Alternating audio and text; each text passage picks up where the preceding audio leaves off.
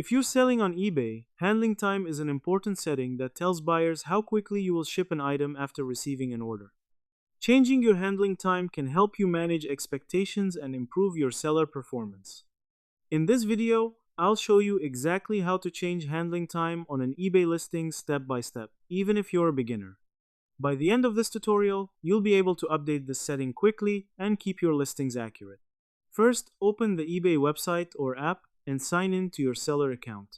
Once you're logged in, go to My eBay and then navigate to the Selling section. Here, you'll see all your active listings. Find the listing for which you want to change the handling time and click on the Edit option next to it.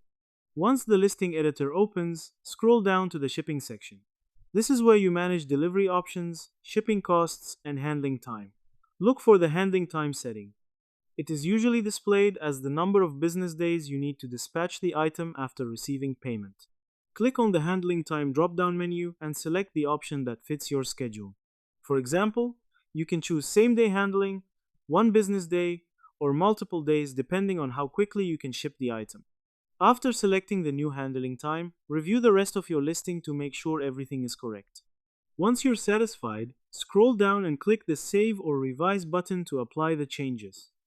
If you have multiple listings and want to update them together, you can also use eBay's bulk editing tool. This allows you to change handling time for several listings at once, saving you time and effort.